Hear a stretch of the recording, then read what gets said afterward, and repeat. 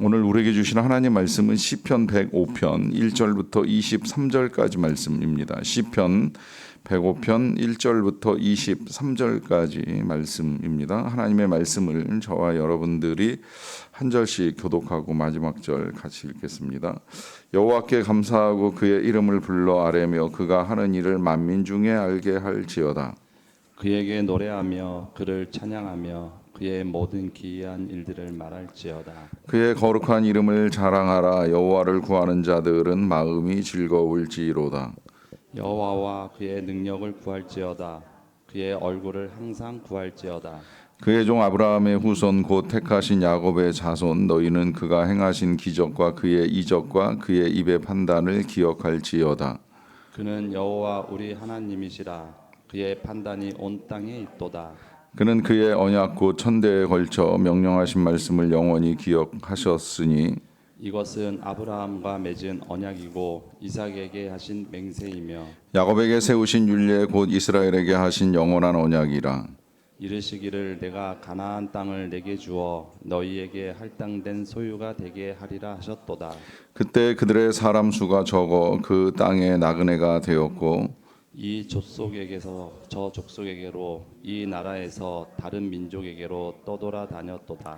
그러나 그는 사람이 그들을 억압하는 것을 용납하지 아니하시고 그들로 말미암아 왕들을 꾸짖어 이르시기를 나의 기름 부은 자를 손대지 말며 나의 선지자들을 해하지 말라 하셨도다. 그가 또 그 땅에 기근이 들게 하사 그들이 의지하고 있는 양식을 다 끊으셨도다. 그가 한 사람을 앞서 보내셨으며 요셉이 종으로 팔렸도다. 그의 발은 착고를 차고 그의 몸은 새 사슬에 매였으니 곧 여호와의 말씀이 응할 때까지라. 그의 말씀이 그를 단련하였도다. 왕이 사람을 보내어 그를 석방함이여 뭇 백성의 통치자가 그를 자유롭게 하였도다. 그를 그의 집의 주관자로 삼아 그의 모든 소유를 관리하게 하고 그의 뜻대로 모든 신하를 다스리며 그의 지혜로 장로들을 교훈하게 하였도다. 이에 이스라엘이 애굽에 들어가며 야곱이 함의 땅에 나그네가 되었도다. 아멘. 우리 시대의 가치 중에 한 가지가 이 재미 아닌가 하는 생각을 합니다. 많은 사람들이 재밌는 것을 찾기 위해 애를 씁니다. 그래서 가능하면 더 재밌는 게 어디에 있는가 하는 것을 추구하는데요. 그러다 보니까 이제 이 재미를 추구하는 이제 삶의 모습이 때로는 좀 더 신속하게 빠르게 찾을 수 있지 않겠는가 해서 영상의 시간도 갈수록 단축되고 빠른 시간 안에 재미를 줄 수 있는 것들이 제작되고 있는 것으로 보입니다. 부모는 놀랍게도 정말 삶의 즐거움을 원한다고 한다면 하나님을 구할 것에 대한 것을 요청을 합니다. 3절인데요. 그의 거룩한 이름을 자랑하라. 여호와를 구하는 자들은 마음이 즐거울지로다 라고 하면서 우리 마음의 진정한 즐거움은 이제 하나님을 구하는데 또 하나님을 찾고 하나님을 만나는 데 있다라고 하는 사실을 알려줍니다. 과연 그러할까 의문이 들기도 합니다만은 그러나 성경은 하나님을 찾았던 하나님의 백성들이 어떻게 하나님 안에서 그 영혼과 인생의 즐거움을 누리는가 하는 사실을 우리에게 잘 보여줍니다. 그것을 이제 시편 속에서도 우리가 하나님을 찬양하는 많은 노래들 속에서 볼 수가 있는데요. 특별히 이 시편 105편뿐만이 아니라 이제 앞에 보았던 104편과 또 이후에 보게 될 106편은 하나로 연결된 듯한 느낌을 줍니다. 왜냐하면 이 시들의 이제 내용들이 창세기부터 신명기까지 혹은 뭐 창세기부터 민수기까지 이스라엘 백성들이 겪었던 사실들 또 그들이 알고 있는 진리를 바탕으로 하고 있기 때문입니다.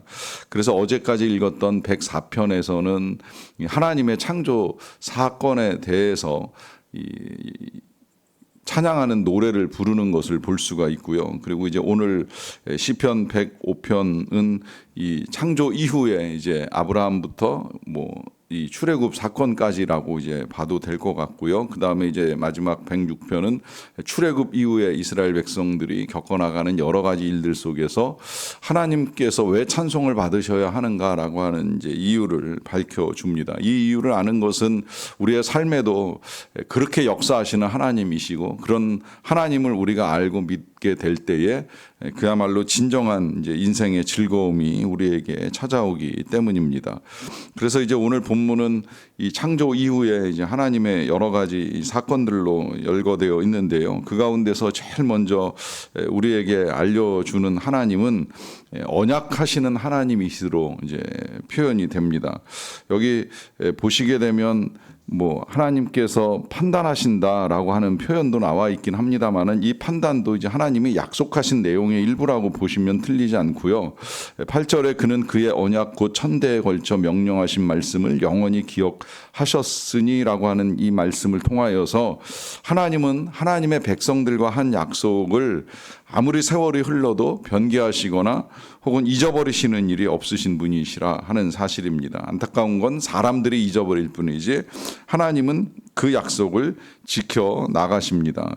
이것을 이제 실제적인 예를 가지고 말씀하실 때에는 이 약속은 아브라함과도 맺었고 이삭과도 맺었고 야곱과도 세우신 이제 율례다라고 하는 이 표현을 통해서 이스라엘에게 세우신 영원한 언약이라고 하는 사실을 밝혀줍니다. 그 약속은 가나안 땅을 주리라라고 하시는 약속이죠. 문제는 이제 하나님이 땅을 주신다라고 하는 약속을 하셨지만 이 땅을 아브라함 한 명이 받는다고 해가지고 이게 지금 혼자서 소유하고 관리하고 할 그럴 능력을 갖추지는 못했잖아요. 이제 이게 어떻게 보면 하나님이 주고 싶어도 우리에게 주시지 못하는 이유 중에 하나라고도 할 수가 있겠는데요. 우리는 늘 받았으면 좋겠다, 많이 받았으면 좋겠다, 손을 펴신즉 받는다고 하셨는데 왜 나한테 손을 안 펴실까 하실 수도 있습니다만은 실상은 과연 내가 받을 만한 능력이 있을까 없을까의 문제도 하나님 편에서 하나님의 지혜로 그야말로 이제 이것이 판단할 문제가 된다라고 하는 것입니다. 저는 목회 처음에 시작할 땐 정말 큰 교회를 하고 싶었어요. 그 욕심이 없었다고 부정을 하지는 못하겠습니다. 그런데 시간이 흘러가면서 실제 목회를 하다 보니까 내 그릇이 안 되는구나. 지금 생각해 보면 정말 많은 사람이 모이는 교회를 이루었으면 이걸 내가 어떻게 감당을 할 수 있었을까 하는 생각을 해보는 거예요. 실제로 또 많은 사람들이 모이는 교회에서 그때는 부목사로 목회를 했기 때문에 담임 목사가 어느 정도의 역할과 위상을 감당해야 되는지를 모르는 상태에서 지극히 부분적인 교구나 부서의 사역만에 이제 집중해 왔었기 때문에 이게 그렇게 대단하고 힘든 일이라고 하는 사실을 미처 다 몰랐고 솔직히 지금도 잘 모릅니다. 그러니 저는 제 그릇이나 능력을 헤아리지 아니한 채 하나님 무조건 크게 주세요, 많이 주세요라고 기도했던 것이 얼마나 어리석었나라고 하는 생각을 다시 하게 되는 것이죠. 그러니 아브라함이 땅을 주시겠다라고 약속했는데 지금 정말 그야말로 큰 가나안 땅을 턱 주셨는데 혼자서 아니면 자식도 없는데 종 몇 명 데리고 뭐 군사 한 300명 있었으니까 그 종들 데리고 그러면 이거 관리해 나간다? 굉장히 어려운 일이지요. 더군다나 이 땅이라고 하는 게 지키기만 해서 될 일이 아니라 경작도 해야 되고 이제 관리도 해야 되는데 이건 더더욱 어렵습니다. 또 그렇게 해서 농사 짓고 뭐 목축해가지고 먹을 거 어느 정도 장만했다 싶으면 당시 사회가 그런 사람들을 그냥 내버려 두지 않잖아요. 계속해서 공격하고 전쟁하는 사람들이 뭐 그때나 지금이나 늘 있어 왔기 때문에 하나님이 약속은 하셨지만 이 약속을 이루어가는 과정이 쉽지는 않다는 거예요. 더더군다나 이제 이 아브라함은 이방 지역에서 이 가나안 땅으로 들어왔습니다. 그러다 보니까 이제 오늘 본문에서도 그들이 약속을 받았지만 나그네로 살 수밖에 없었다라고 하는 말씀을 하시는데요. 정처가 정해지지 않은 상태입니다. 어디에 거하여야 될지 불확실한 상황이에요. 그러다 보니까 지금 이 약속을 받은 세 사람이 다 한결같이 자리를 못 잡고 계속 이제 이동을 해요. 아브라함은 가나안 땅에서도 이동하지만 애굽도 갔다 오고 하는 일을 해야 되고요.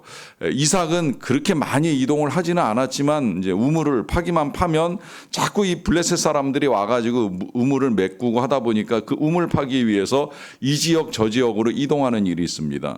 또 그런 이제 남편이나 혹은 그 시아버지 아브라함과 이삭의 상황을 알고 있는 리브가가 그런 일이 내 아들에 대해서는 벌어지지 않았으면 좋겠다라고 하는 마음을 가지고 이삭의 축복을 얻어서 야곱에게 축복을 하지만 이 야곱이 얼마나 멀리 움직입니까? 그가 이제 그야말로 바단 아람까지 갔다 와야 되는 일도 있고, 노년에는 좀 가나안 땅에 정착을 할까 싶었는데 다시 또 아들을 만나기 위해서 애굽까지 가야 되는 일을 겪게 되잖아요. 그러니까 다 나그네 같은 시간을 보내는 거예요. 그런데 중요한 사실이 있습니다.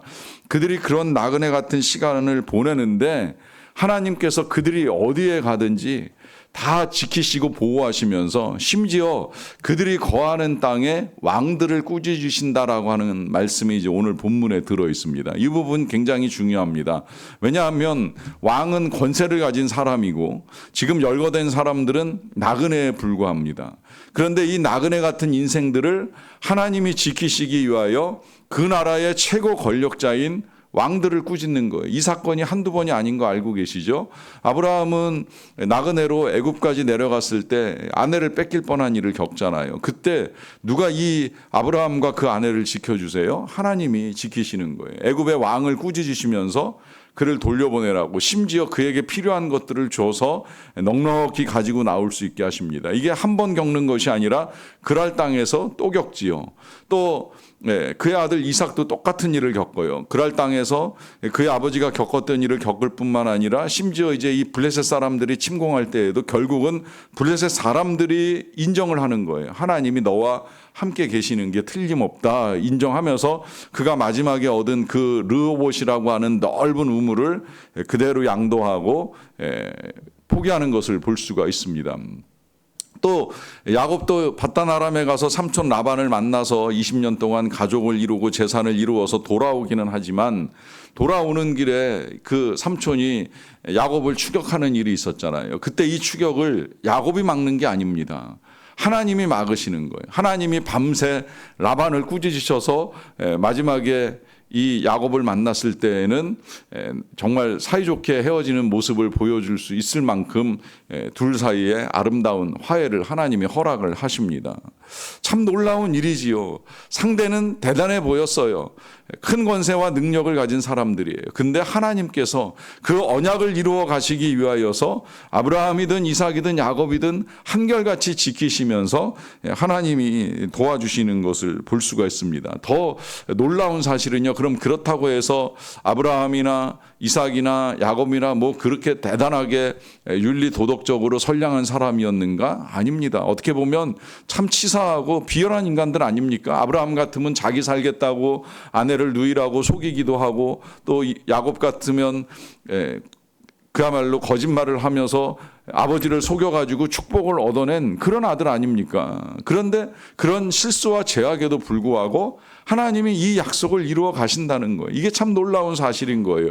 이 사실이 오늘 우리에게 은혜가 되는 건 우리라고 해서 뭐 그렇게 대단하고 선량하게 살아가는 사람들이 아니지 않습니까? 때로 우리 안에도 욕심도 있고 때로는 치사스러운 모습이 나올 수도 있습니다. 그럼에도 불구하고 하나님이 우리를 택하신 이 은혜 가운데 우리를 보호하시는 이 일을 멈추시지 아니하신다라고 하는 것이죠. 그러는 가운데에 이제 그들의 그 다음 자손으로 우리에게 잘 알려진 사람은 이제 요셉이라고 하는 사람인데요. 자, 이 요셉을 설명하기에 앞서서 성경은 우리에게 당시 하나님이 양식을 끊으시는 일이 있게 되었다고 합니다. 그렇지만 이제 하나님이 한 사람을 앞서 보내셨는데 이 앞서 보낸 사람이 요셉이고 이 요셉이 종으로 팔렸다는 거예요. 이 종으로 팔린 요셉이 그의 발은 착고를 차고 그의 몸은 쇠사슬에 매였다라고 하는 것인데, 일단 여기까지 보면 이 앞서가는 사람이 뭐 대단한 선발대로서 혹은 선봉장으로 앞서가는 사람이 아니라 일개 정말 별 볼 일 없는 종으로 착고에 채이고 쇠사슬에 매여서 꼼짝할 수 없는 연약한 인생으로 끌려가게 된 사람이라고 하는 거예요. 실제로 가서도 그는 종노릇하고 살았고 심지어는 감옥에까지 들어가면서 아주 비참한 나락으로 떨어지는 인생에 불과했습니다. 그런데 왜 그럴까 이유를 오늘 본문이 아주 명확하게 우리에게 밝혀주지요. 19절의 말씀입니다. 곧 여호와의 말씀이 응할 때까지라 그의 말씀이 그를 단련하였도다라고 하면서 하나님께서 그를 단련하는 과정 중에 그가 이제 이런 일들을 겪을 수밖에 없었다라고 하는 것이지요. 그리고 그 단련의 기간은 하나님의 말씀이 응할 때까지라고 하는 것인데요. 자, 이 하나님의 말씀이 응할 때가 언제입니까? 이 하나님의 말씀은 언제 어떻게 전해졌습니까? 요셉의 어린 시절에 요셉이 꾼 꿈을 통해서 전달이 된 거예요. 뭐 당시에는 성경도 없었고 하다 보니까 또 성령님도 나타나지 않으시던 시대이다 보니까 이제 하나님께서 꿈을 통해서 계시를 해주셨는데 이 꿈으로 전달된 하나님의 말씀이 성취될 때까지 그에게는 단련의 시간이 필요했었다라고 하는 것이지요. 뭐 저는 이것만은 아니라고 생각을 하기도 해요. 그냥 단순히 꿈 하나 붙들고 이 요셉이 그 긴 세월 동안 대략 한 총리가 되기까지는 13년, 형들을 만나기까지는 이제 더하기 9년 정도의 세월이 흐르게 되는데 그냥 꿈 하나로 버텼다기보다는 그 이전에 이제 그가 성장하는 과정 중에 아버지 야곱을 통해서 전달받은 메시지가 있을 거라고 생각이 들어요. 적어도 한 번쯤은 아버지가 얘기해 주지 않았겠습니까? 노년이 될수록 과거의 이 추억들 또 과거에 자기에게 있어서 좋았던 일들을 이야기할 때가 많은데 야곱이 노년에 낳은 아들 요셉을 붙들고 그런 얘기 여러 번 했을 거라고 생각이 되는 거예요. 내가 집 떠나서 바단 아람에 가서 참 고생 많이 했는데 하나님이 지켜주시더라. 끝내는 정말 내가 가족과 그리고 많은 것들을 이루어서 돌아올 수 있게 해주시더라. 돌아올 때 형들하고 형하고 어떻게 화해할까 걱정도 많았는데 형 에서하고도 다 화해할 수 있는 길을 열어주시더라. 이거 다 하나님이 해주신 거다 하는 말씀을 해주셨겠지요. 이걸 요셉이 마음에 담아둔 거예요. 그냥 듣지 않은 거예요. 담아두면서 기억을 했지요. 내가 비록 지금은 이렇게 종노릇하고 죄수 노릇하지만 그러나 때가 되면 나도 우리 아버지와 같이 하나님이 살리시고 일으켜 세우실 것이다. 때가 되면 형들을 만날 수도 있을 것이다. 막연한 소망을 가지고 있었는지도 모르겠지만 놀랍게도 그 일이 이루어집니다. 그가 꾼 꿈대로 11명의 형제들이 그 앞에 와가지고 절을 하는 역사가 나타나게 되잖아요. 이 일들이 하나님께서 주신 말씀이고 그 말씀이 요셉이 17 나이에 받았다고 생각을 해보세요. 감당했겠습니까? 17의 총리가 되면 감당이 안 되는 거예요. 그런데 그가 보디발 장군의 집에서 총무 노릇도 하고 또 감옥에서 간수를 도와서 늘 관리하던 일을 하다 보니까 국가의 총리가 된 상태에서도 관리하고 하는 일이 전혀 어렵지 않게 진행을 해나가는 것이겠지요. 그런 시간이 우리에게도 필요하다라고 하는 거예요. 여러분 우리는요 이 수준의 관리가 끝났다고 생각하지 마세요. 여러분 하나님이 우리에게 주신 바 된 약속은 주와 함께 왕노릇하는 것입니다. 주와 함께 다스리는 것입니다. 우리 예수님께서 여러 비유를 통해서 이 비유 가운데 하나님의 뜻을 이룬 사람들에게 늘 자주 하시는 약속은 고을의 권세를 주시겠다라고 하는 거예요. 10고을 권세 주시겠다. 5고을을 관리할 권세를 주시겠다. 여러분 우리의 관리가 여기서 끝난 것이 아니에요. 우리의 다스림이 여기서 끝난 것이 아니라 주님은 그야말로 광대한 우주 속에서 또다시 우리들과 함께 하나님의 통치를 이루어갈 계획들을 세우고 계시는데 지금은 우리가 단련하는 시간입니다. 준비하는 시간이에요. 그러하기 때문에 이 준비하는 시간에 요셉과도 같이 어려움을 겪을 수도 있고 시련이 올 수도 있어요. 한 가지 분명한 것이 있습니다. 언약은 깨지지 않습니다. 약속은 깨지지 않습니다. 아브라함도 이삭도 야곱도 요셉도 다 어려운 시간들을 겪었지만 끝내 하나님께서 약속하신 가나안 땅을 얻었고 하나님이 주신 꿈을 이루는 일들을 경험하게 되었습니다. 그러하기 때문에 우리가 이제 하나님을 구하는 일이 필요한 거예요. 그 꿈을 이루어 주시옵소서, 그 약속을 이루어 주시옵소서. 우리에게 허락하시고 말씀하신 하나님의 약속, 우리는 부족하고 연약할지라도 우리 하나님이 이루어 주시기를 바랍니다. 구하고 이루어 주시고 그것을 보는 즐거움이 저와 여러분들 삶 가운데 충만하기를 축원합니다. 기도하겠습니다. 사랑과 은혜가 풍성하신 아버지 하나님 감사합니다. 우리를 사랑하셔서 언약하시고 이루어 가시는 하나님의 놀라운 은혜와 능력으로 인하여 진심으로 감사를 드리옵나이다. 우리는 참 부족하고 실수가 많은 인생들입니다. 연약하기 이를 데 없는 자들인데 이런 자들을 사랑하셔서 찾아오시고 불러주시고 만나주시고 무엇보다 언약해 주시고 그 언약을 이루어 가시는 아버지 하나님의 은혜와 사랑으로 인하여서 진심으로 감사를 드리옵나이다. 잘 단련되기를 원합니다. 하나님의 때에 하나님께서 약속하신 것들이 성취될 때까지 우리가 주 안에서 잘 준비되는 자들이 되게 하여 주시옵소서. 그리하여서 참으로 하나님께서 우리에게 놀라운 일들을 이루어 주실 때에 잘 감당하며 주와 함께 통치하는 아름다운 일들을 이루어가는 우리 모두가 되게 하여 주시옵소서. 그 단련의 시간에 여러 가지 시련에 빠져 있는 주의 백성들을 긍휼히 여겨 주시고 함께하여 주시고 도와주시기를 원합니다. 질병은 고쳐주시고 회복시켜 주시고 건강하게 하여 주시옵소서. 어려움 가운데 주의 얼굴 주의 손길을 구하며 하나님이 공급하시는 은혜 속에서 지극히 작은 것에 감사하고 큰 것을 받을 수 있게 하여 주시옵소서. 지극히 작은 것에 충성하며 큰 것을 허락하시는 하나님의 은혜를 누리는 자가 되게 하여 주시옵소서. 지극히 작은 자를 사랑하며 하나님이 주시는 큰 일들을 이루어갈 수 있도록 주께서 함께하여 주시기를 간절히 원합니다. 하나님 우리나라를 긍휼히 여겨 주시옵소서. 나라의 통치를 위하여 서로 다투고 싸우는 시기가 다가왔습니다. 무엇보다 서로를 헐뜯기보다는 무엇이 나라를 위한 길이고 민족을 위한 길인지를 올바른 대안과 계획들을 제시할 수 있는 후보들이 될 수 있도록 도와주시기를 간절히 원합니다. 그래서 암울한 우리나라의 현실 속에서도 다시 미래의 비전을 찾아가게 도와주시고 이 땅을 다스리시는 하나님의 선한 통치가 막힘이 없이 이루어질 수 있도록 그 축복의 통로로 통치자들이 쓰임받는 역사가 나타나게 하여 주시옵소서. 하나님 또 여전히 어려움 가운데 빠져있는 열방과 민족의 여러 가지 상황들을 헤아려 주시고 주님으로 말미암는 평화와 분배와 공급의 선한 일들이 이루어질 수 있도록 도와주시기를 간절히 원합니다. 무엇보다 우리 선교사님들 긍휼히 여겨주시고 필요한 은혜를 내려주시고 구하고 기도하는 가운데 하나님의 은혜의 역사가 풍성하게 나타나게 도와주시옵소서. 예수님의 이름으로 기도하옵나이다. 아멘.